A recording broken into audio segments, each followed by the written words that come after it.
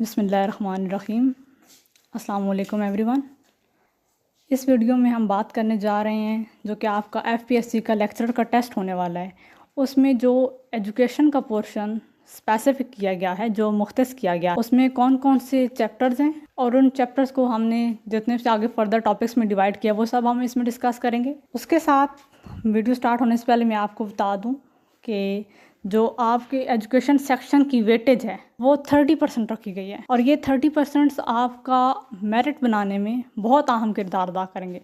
So please be focused. जी, objectives इस video में हम लोग कौन कौन सी चीज़ें कवर करेंगे मैं जल्दी से आपको ये बता देती हूँ। सबसे पहले हम देखेंगे strategies to cover all the prescribe content in FPSC syllabus, कि जो उनका सिलेबस गिवन है उसको कवर करने के लिए हम कौन सी स्ट्रैटेजीज यूज़ करेंगे। उसके लिए हम दो मेथड यूज़ कर सकते हैं।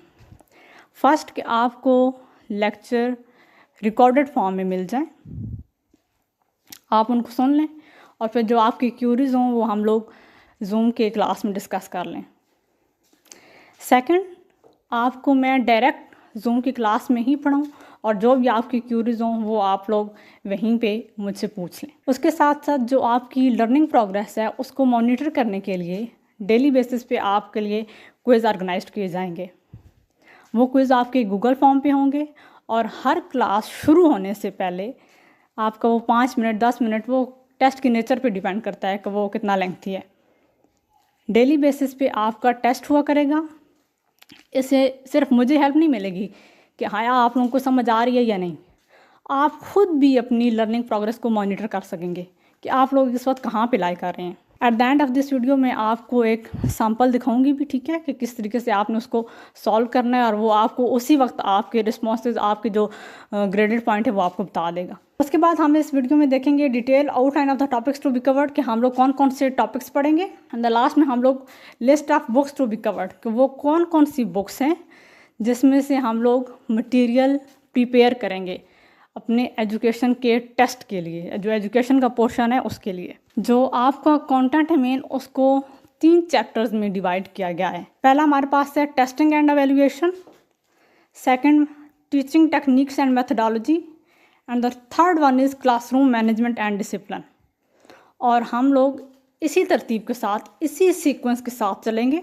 सबसे पहले जो चैप्टर हम लोग कवर करेंगे वो है testing and evaluation. Testing and evaluation itself बहुत ब्रॉड टॉपिक है, बहुत ब्रॉड चैप्टर है, जिसके अंदर बहुत ज़्यादा ऐसे कॉन्सेप्ट्स हैं जो कि टेस्ट में आने के चांसेस बहुत ज़्यादा होते हैं। सो आप लोगों ने इन तमाम जितने भी इसके टॉपिक्स इसमें कवर करेंगे बहुत ध्यान से करने होंगे। सबसे पहले हम स्टार्ट करेंगे टेक्सोनॉमी से, टेक्सोनॉमीज ऑफ एजुकेशनल ऑब्जेक्टिव्स। उसकी 3 मेन डिवीजन्स हैं, ठीक है, डोमेन्स हैं। फर्स्ट हमारे पास है cognitive domain, then affective domain, then psychomotor domain. हम इन तीनों को डिस्कस करेंगे। आगे से इनके सब ग्रुप्स भी हैं वो भी डिस्कस करेंगे, ये किसने प्रेजेंट की थी, कब प्रेजेंट की थी, ये सारी चीज़ें डिस्कस करेंगे। लेकिन मोस्ट इम्पॉर्टेंटली जो आपको फिंगर टिप्स पे याद होनी चाहिए, जो आपकी जिसकी कॉन्सेप्ट्स भी बिल्कुल क्लियर हों, वो है कोग्निटिव डोमेन, जो कि ब्लूम ने दी थी। इसको हम ब्लूम टेक्सोनॉमी भी कहते हैं। मोस्टली कोई पेपर ऐसा नहीं होता जिसमें से इसमें से कोई क्वेश्चन ना आया हो। सो हमारा बहुत ज़्यादा फोकस जो होगा वो कोग्निटिव डोमेन पे होगा। हम लोग अफेक्टिव भी पढ़ेंगे और साइकोमोटर भी पढ़ेंगे। उसके बाद हम पढ़ेंगे सोलो टेक्सोनॉमी, बिग्स एंड कॉलेज ने दी थी। इसके भी 5 लेवल हैं, उसकी भी कैटेगरीज हैं, ये भी हम डिस्कस करेंगे। उसके बाद हमारे पास आ जाते हैं, हम लोग इनमें बेसिकली डेफिनेशन और डेफिनेशन के साथ जो इनमें की डिफरेंस होगा चारों टर्म्स के दरमियान, testing, measurement, assessment and evaluation, ये हम डिस्कस करेंगे। आफ्टर दैट हमारे पास है टाइप्स ऑफ टेस्ट। इसको बेसिकली 2 कैटेगरीज में डिवाइड किया जाता है, test by method and test by purpose. Test by method की आगे से टाइप्स हैं, उसमें सप्लाई टाइप आ जाते हैं, सिलेक्शन टाइप आ जाते हैं। देन टेस्ट बाय पर्पस में standardise test, teacher made test, norm reference test जिनको हम NRT कहते हैं, क्राइटेरियन रेफरेंस टेस्ट जिसको हम CRT कहते हैं, वो हम डिस्कस करेंगे। उसके बाद हम पढ़ेंगे क्वालिटीज़ या you can say characteristics of the test, both are same thing. इसमें हम लोग पढ़ेंगे वैलिडिटी के बारे में, रिलायबिलिटी के बारे में, डिफरेंशिएटिबिलिटी के बारे में, यूजेबिलिटी के बारे में, ये सारे पॉइंट्स हम लोग डिस्कस करेंगे। उसके बाद वैलिडिटी और उसकी टाइप्स पढ़ेंगे, then reliability and its types, and the last one is types of assessment. इसमें हम लोग चारों इसकी टाइप्स जो मेन है वो पढ़ेंगे, placement, formative, diagnostic and summative. उसके बाद types of reporting plus assessment organisation या एजेंसीज। ये बहुत ब्रॉडर टॉपिक नहीं है, लेकिन हम लोग एक दफ़ा इस चीज़ को भी नज़र से गुजार लेंगे। देन हम पढ़ेंगे आइटम एनालिसिस, ये भी बहुत इंपॉर्टेंट है। आइटम एनालिसिस के जो तीनों फैक्टर हैं उसमें हम लोग डिफ़िकल्टी लेवल चेक करते हैं, डिस्क्रिमिनेशन पावर चेक करते हैं, उसके बाद इफेक्टिवनेस ऑफ डिस्ट्रैक्टर्स चेक करते हैं। ये सारी हम डिस्कस करेंगे। गैसिंग करेक्शन फार्मूला, उसके बाद रूब्रिक जो कि ग्रेडिंग की भी जिसको कहते हैं, ठीक है, ग्रेडिंग के लिए जो यूज़ होता है मोस्टली। उसके बाद टेबल ऑफ स्पेसिफिकेशन, ये हमें हेल्प करता है कि किस तरीके से हम लोग टेस्ट डेवलप करें, तो इसको टेस्ट ब्लूप्रिंट भी कहा जाता है। तो ये चीज़ें हम लोग इसमें डिस्कस करेंगे। देन हमारे पास नया चैप्टर स्टार्ट हो जाता है, टीचिंग टेक्निक्स एंड मेथडोलॉजीज़। जो प्रीवियस चैप्टर है, जब तक आपको वो फुली मास्टर्ड नहीं हो जाता, आपकी ग्रिप उस पे नहीं कंप्लीट बैठ जाती, हम लोग नेक्स्ट टॉपिक पे, नेक्स्ट चैप्टर पे मूव ऑन नहीं करेंगे।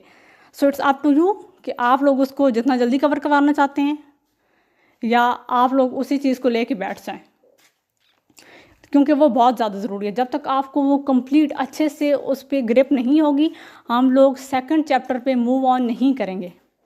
ये भी बहुत इम्पॉर्टेंट है। इसमें हम पढ़ेंगे टीचिंग टेक्निक्स को और मेथडोलॉजीज़ के बारे में। सबसे पहले तो इंट्रोडक्शन होगा कि उसमें हम लोग कौन कौन सी टेक्निक्स और मेथडोलॉजीज़ होती क्या हैं। उसके बाद हम मैक्सिमम ऑफ टीचिंग पढ़ेंगे। बहुत से लोगों को कन्फ्यूजन हो जाती है कि मैक्सिमम ऑफ टीचिंग क्या होता है, हम वो डिस्कस करेंगे। उसके बाद हमारे पास डिफरेंट मेथड्स हैं, हम लोग ओल्ड मेथड्स भी पढ़ेंगे और जो मॉडर्न मेथड्स हैं वो भी पढ़ेंगे। हमारे पास है लेक्चर मेथड है, discussion method, demonstration method, cooperative learning method, team teaching method, project method, activity method, problem solving method. Problem solving method के आगे से टाइप्स भी हैं, इंडक्टिव मेथड, डिडक्टिव मेथड, वो भी हम इसमें डिस्कस करेंगे। ह्यूरिस्टिक मेथड, बेसिकली इसको ह्यूरिस्टिक जो वर्ड इट सेल्फ है उसका मीनिंग होता है डिस्कवर टू डिस्कवर, तो डिस्कवरी लर्निंग पे ये फोकस करता है, हम इसमें ये करेंगे। फिर ड्रिल मेथड, ड्रिल मेथड में हम लोग जो प्रैक्टिस करते हैं, ये बेसिकली प्रैक्टिस पे चीज़ रेपिटेशन पे फोकस करता है। ई लर्निंग या एम लर्निंग में डिफरेंस क्या है, हम वो चीज़ देखेंगे। सिमुलेशन मेथड क्या होता है, बेसिकली सिमुलेशन मेथड एक आर्टिफिशियल सिचुएशन होती है, ठीक है, जहाँ आप लोग एक आर्टिफिशियल सिचुएशन में उसको रंग भरते हैं। उसके बाद हमारे पास डिफरेंस आ जाता है micro teaching and macro teaching में। दैन हमारे पास आ जाती हैं प्रोग्राम इंस्ट्रक्शंस, उसमें हम लोग linear programming and branch programming के बारे में पढ़ेंगे। उसके बाद कंप्यूटर असिस्टेड इंस्ट्रक्शन आ जाती हैं और हम उनके डिफरेंट मोड्स भी पढ़ेंगे। और उसके बाद कुछ ऐसी टर्म्स होती हैं जो कि मेथड में नहीं हो सकता है कंसीडर हों, टेक्निक्स में ना कंसीडर हों, लेकिन हम लोग उनको यूज़ करते हैं, तो वो सारी चीज़ें हम लोग डिस्कस करेंगे। इसके बाद हमारे पास है last topic, classroom management and discipline. हम लोगों ने जो ऊपर 2 चैप्टर्स के बारे में पढ़ा, टेस्टिंग एंड एवेल्यूएशन के बारे में और टीचिंग टेक्निक्स एंड मेथडोलॉजी के बारे में, आप मोस्टली पेपर उन्हीं में से आता है और बहुत ज़्यादा इम्पोर्टेंट वो वही रखते हैं, क्योंकि उनमें मटीरियल भी बहुत ज़्यादा है कवर करने वाला, लेकिन हम लोग इसको भी इग्नोर नहीं कर सकते, ठीक है, तो इसको भी हम लोग पढ़ेंगे। लेकिन हमारा मेन फोकस जो होगा वो किस चीज़ की मास्टरी पे होगा, जो ऊपर वाले 2 चैप्टर्स उनके सब टॉपिक्स, उसको ईच एंड एवरीथिंग को जब आपको कंप्लीट प्रिपेयर हो जाएगी तो उसके बाद हम लोग 3rd चैप्टर पे आएंगे, that is classroom management and discipline. पहले बेसिकली हम उसमें डेफिनेशन और इम्पोर्टेंस के बारे में पढ़ेंगे, डिज़ाइन जो होते हैं या यू कैन से स्टाइल ऑफ क्लासरूम मैनेजमेंट, की क्लासरूम मैनेजमेंट को आपने किस तरीके से डिज़ाइन किया हुआ है, उसमें रोज़ की फॉर्म में है, सर्कल की फॉर्म में, U style, cluster, pair setting या you can say semi circle, जो भी आप लोगों ने अरेंजमेंट की हुई है, हम लोग ये सारी चीज़ें उसमें डिस्कस करेंगे। उसके बाद हम पढ़ेंगे कंपोनेंट्स ऑफ क्लासरूम मैनेजमेंट। इसमें हमारे पास बेसिकली 6 कंपोनेंट्स हैं।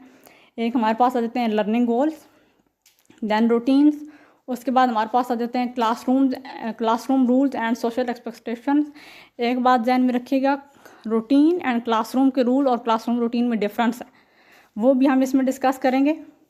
दैन करेक्शन एंड डिसिप्लिन, उसके बाद हमारे पास है encouragement and praise, and the last one is consistency. ये 6 बेसिक कंपोनेंट्स होते हैं क्लासरूम मैनेजमेंट के, इनको डिस्कस करेंगे। देन हम बात करेंगे लर्निंग इन्वायरमेंट की और उसकी टाइप्स की।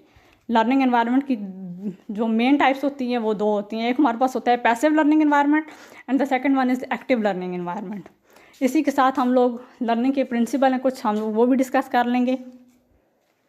Physical and emotional setting of the classroom, then हम बात करेंगे preventing classroom discipline and problems, classroom discipline और प्रॉब्लम के बारे में। वो हम लोग अगर टीचर को डिसिप्लिन के इश्यूज़ हों तो उनको हैंडल करने के लिए टीचर क्या कर सकती हैं, ठीक है, वो हम लोग उसके लिए हम पढ़ेंगे general principles for developing classroom rules. उसके बाद डायरेक्ट इंस्ट्रक्शन का मेथड भी टीचर यूज़ करते हैं। देन मेन टीचिंग टूल जो हमारे पास हैं, पहला हमारे पास आ जाता है discipline, second one is instruction and the third one is motivation. इनके बारे में डिस्कस करेंगे। देन हमारे पास लर्निंग एंड मोटिवेशन थेरीज आ जाती हैं। इसमें हम लोग 3 मेन थेरीज पढ़ेंगे। पहली हमारे पास है क्लासिकल कंडीशनिंग, आइवन पैफलेफ ने दी थी। ऑपरेंट कंडीशनिंग BF स्किनर ने दी थी।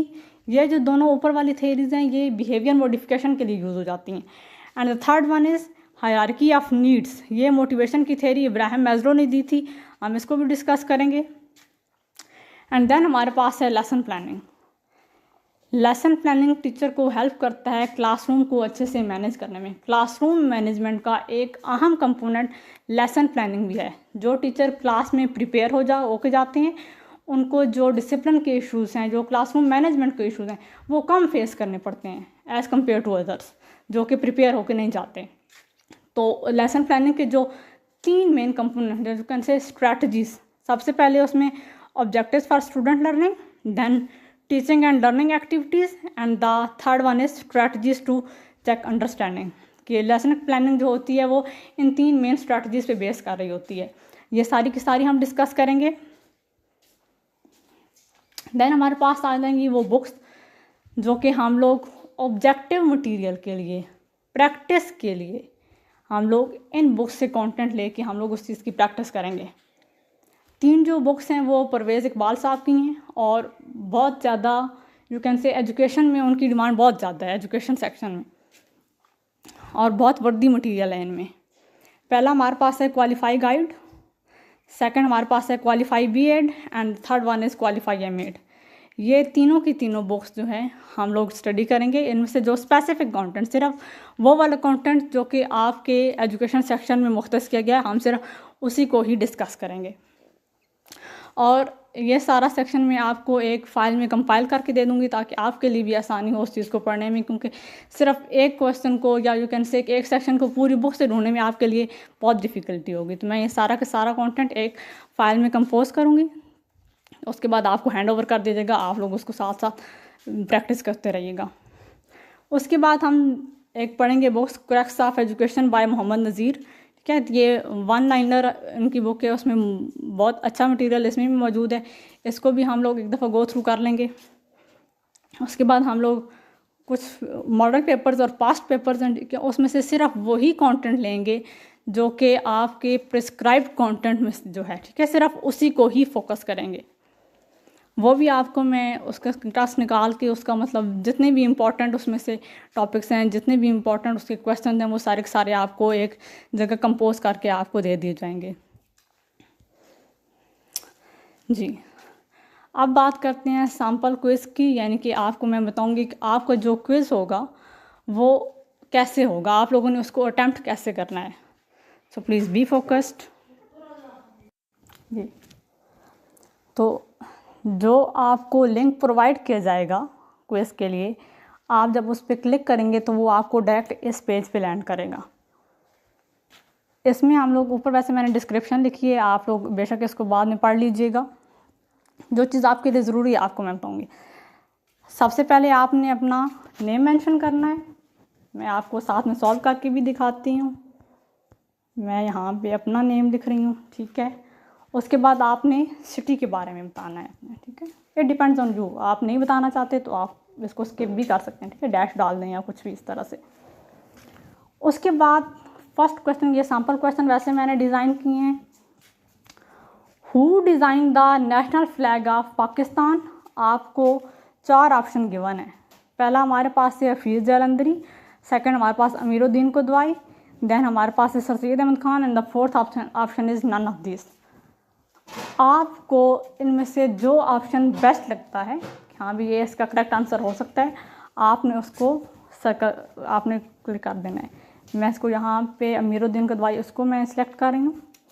Then second question, when Pakistan became atomic power, आपको 4 ऑप्शन जहाँ पे भी गिवन है, मार्च 23 1940, सेकंड हमारे पास है अगस्त 14 1947, या सितंबर 6 1965, या नन ऑफ दिस।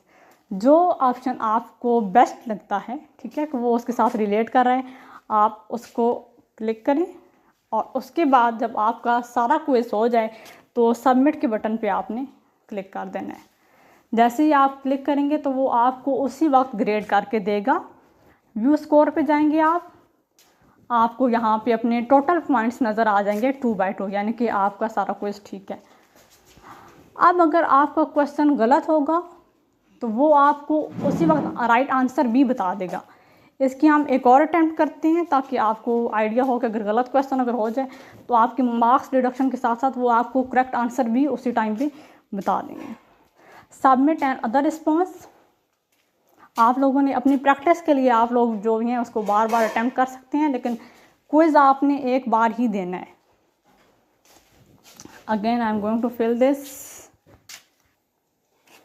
मिसाल के तौर पे मैंने पहले अमीरुद्दीन गदवाई को सिलेक्ट किया था, यहाँ मैं सर सैयद अहमद ख़ान को क्लिक कर देती हूँ और यहाँ अगेन मैं नन ऑफ दीस कर देती हूँ। सबमिट, व्यू स्कोर पे जाऊँगी। अब 1/2 जो मेरा क्वेश्चन गलत है, जो मैंने रॉन्ग अटैम्प्ट किया था, वो उसने वहाँ पे क्रॉस लगा दिया, मार्क्स आपको 0 मिले और करेक्ट आंसर उन्होंने नीचे बता दिया, दैट वाज अमीरुद्दीन गदवाई। तो आप लोग अपनी प्रैक्टिस के लिए जितने भी आपको क्विज मिलेंगे आप लोग बार बार उसको कर सकते हैं रेपिटेशन, ठीक है, आप लोगों ने प्रैक्टिस करनी है ताकि वो चीज़ें आपको रिमेंबर रहें। लेकिन जब आपका क्विज होगा वो क्विज़ आपने सिर्फ एक बार ही अटैम्प्ट करना है, क्विज़ आप बार बार नहीं अटैम्प्ट कर सकते। प्रैक्टिस के लिए आपको मटेरियल दिया जाएगा, आप लोग उस चीज़ को पहले प्रैक्टिस कर सकते हैं। आपने गिवन टाइम पे ही वो क्विज़ सबमिट करवाना होगा और एक बार ही अटैम्प्ट करना है। सो बहुत ध्यान से। इसके अलावा अगर आपकी कोई क्यूरी हो तो आप डायरेक्ट मुझे मैसेज भी कर सकते हैं, मुझसे पूछ सकते हैं। Thank you so much.